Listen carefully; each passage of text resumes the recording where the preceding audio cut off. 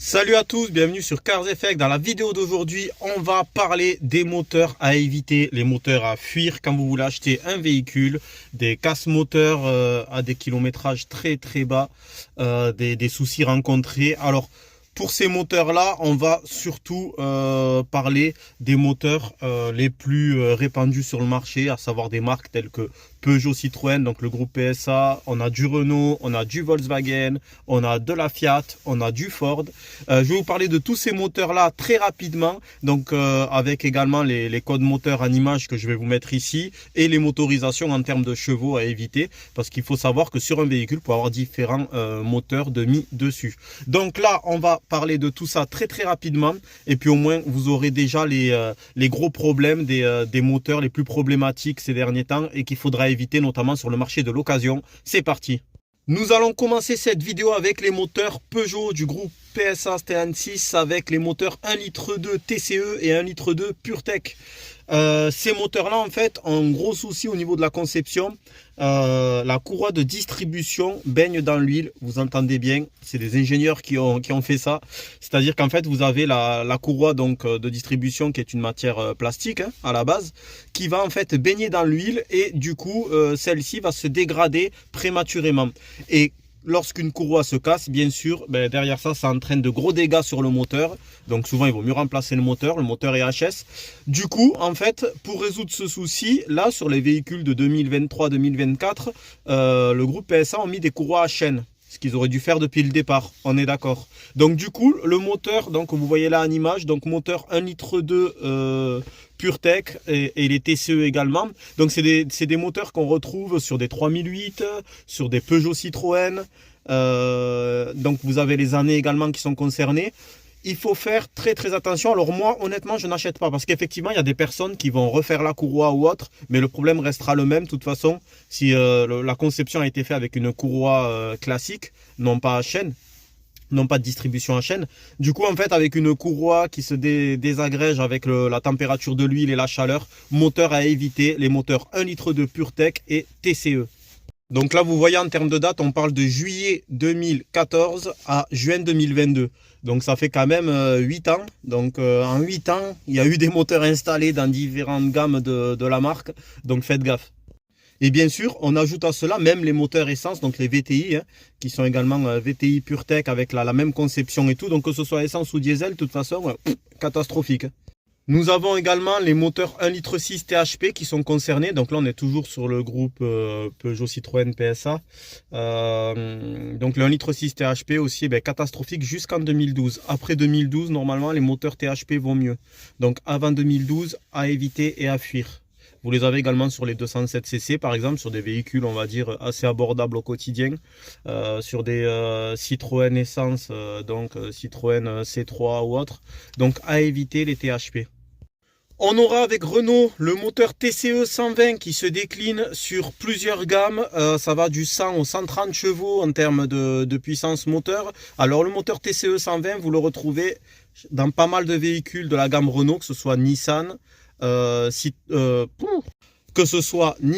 Renault, Dacia, beaucoup de véhicules en sont équipés. Donc vraiment à fuir et à éviter, c'est catastrophique. Des soucis de segmentation. La segmentation, du coup, une fois que celle-ci est touchée, c'est très compliqué à réparer. Ça coûte énormément d'argent. Souvent, bon, le moteur est HS, il vaut mieux remplacer directement le moteur. Mais bon, remplacer un moteur qui est problématique par un autre qui le sera. Donc vraiment évitez cela. Restez bien jusqu'à la fin de la vidéo. Je vais vous montrer une manière très simple et gratuite de pouvoir identifier le code moteur d'un véhicule lorsque vous voulez acheter un véhicule d'occasion par exemple. Je vais vous parler d'une application sympa et gratos qui vous permet en fait de pouvoir rapidement définir le code moteur du véhicule que vous avez en face et savoir si vous achetez ou pas. En l'occurrence, je vais briser pas mal de ventes peut-être pour les propriétaires de TCE, de PureTech et tout.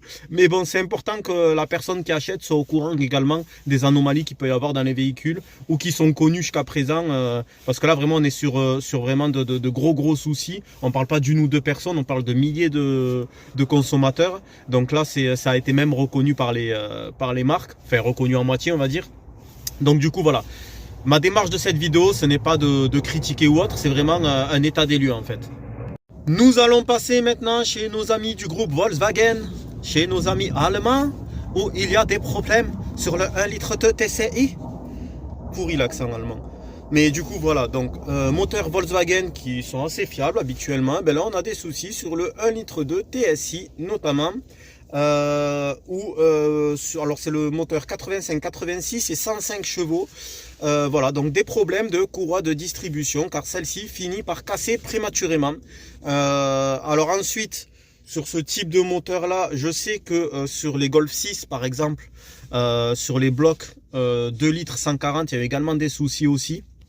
J'ai un ami qui en possédait une, il a été pas mal embêté. Alors que sur les blocs des 1 litre 9 TDI à l'ancienne, sur les Golf 5 ou autres, c'est très très fiable. Les 2 litres 140 déjà à l'époque avaient des soucis de culasse poreuse pour certains codes moteurs. Donc là, ben, Volkswagen, sur le 1 litre 2, ils se sont loupés complètement au niveau de la conception, notamment par rapport à la courroie de distribution. Donc moteur 1 litre 2 TSI à fuir. Et faites des recherches également sur les moteurs diesel. Je sais que les Golf 6 en diesel, il y a certains codes moteurs qui sont pas cool non plus, avec des soucis aussi pas mal électroniques et des problèmes de conception de chaîne également. Donc voilà, moteur TSI en tout cas, moi perso je prends pas le risque, je fuis. Alors sachant que ces problèmes sur les TSI en fait c'est jusqu'en 2012, après ils ont résolu le souci. Ce qui se passait en fait c'est que la courroie se détendait et elle finissait par casser. Voilà, donc c'est pas que la courroie, c'est-à-dire que c'est tout le système avec le tendeur et tout ça là, donc qui était défectueux. Et normalement, je dis bien normalement, après 2012 ça va mieux, ils ont résolu le souci après maintes et maintes casses moteur. Nous allons maintenant chez nos amis italiens. Le moteur Fiat. Épave, le 09 Twin Air. Il fait même pas 1 litre ce moteur. C'est un tout petit moteur citadin prévu pour la ville et tout ça. Et en fait, donc, il est décliné en plusieurs motorisations qui va du 80 au 105 chevaux, il me semble. Et en fait, eh ben là, tout simplement, c'est tout ce qui est fuite d'huile qui est problématique. Un moteur sans huile, ça finit par casser. Donc là, il y a des fuites d'huile prématurées, bien sûr, parce qu'après, bon, quand on arrive après 200 000 ou 300 000 bornes, bien sûr, il y a du petit sointement, c'est pas très grave. Mais là, en l'occurrence, l'huile, en fait, voilà, donc ça fuit, c'est une passoire.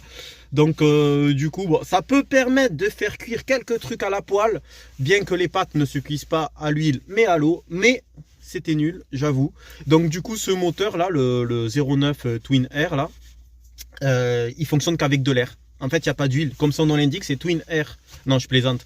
Plus sérieusement, en fait, voilà, des soucis d'huile, de fuite d'huile, donc qui engendre des casses moteurs derrière. Donc voilà, petit moteur économique des Fiat, là, le 09 Twin Air.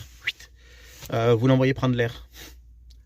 Et sur ce petit moteur Twin Air, vous avez également des soucis d'embrayage. L'embrayage s'use aussi extrêmement vite. Alors, il y a eu des soucis comme ça sur les Fiat 500 aussi à l'époque, où je sais qu'il y avait des soucis de boîte à vitesse, d'embrayage et tout. Ben ouais, les Italiens, ils ont des soucis avec le fait d'embrayer. Après, on le voit par rapport à leurs attaquants. Des fois, ça met du temps à embrayer et en fait, ils ont du mal à décoller et à aller de l'avant. Donc, du coup, la métaphore était vraiment pourrie. C'était juste comme ça en impro, ça m'a fait rire, mais... Voilà quoi, donc les moteurs italiens, niveau fiabilité, les Fiat et tout, autant à l'ancienne, ouais. Aujourd'hui, moi, ouais, tout ce qui est Lancia et tout ça, là, je suis un peu réticent quand même. Je partirai pas sur ce type de véhicule en tout cas. Nous allons maintenant chez nos amis américains. On va faire le tour de la planète avec Ford.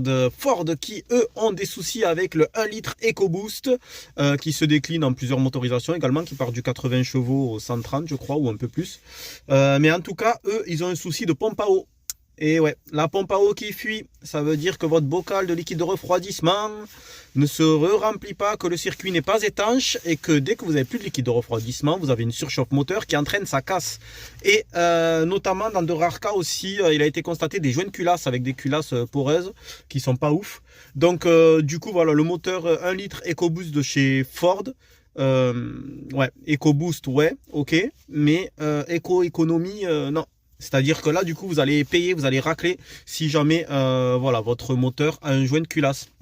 Donc, les pompes à eau sont poreuses. Alors après, je ne sais pas si en changeant la pompe à eau directement, même si on n'est pas arrivé au kilométrage, il y a moyen de régler le souci. Mais en tout cas, d'origine, il faut savoir qu'il y a un souci de conception au niveau des pompes à eau.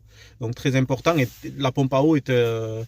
et permet également de pouvoir refroidir votre moteur et c'est elle qui va donner aussi l'impulsion liquide de refroidissement. Donc si vous avez une fuite et une perte de pression au niveau de la pompe à eau, effectivement ça peut être très grave pour votre véhicule parce qu'il va être en manque de liquide de refroidissement et va surchauffer. Qui dit surchauffe dit joint de culasse du coup qui est HS. Joint de culasse HS, c'est pas mal de main d'œuvre pour réparer et c'est très coûteux. Un joint de culasse ça se répare selon les véhicules entre 1500 et 3000 euros.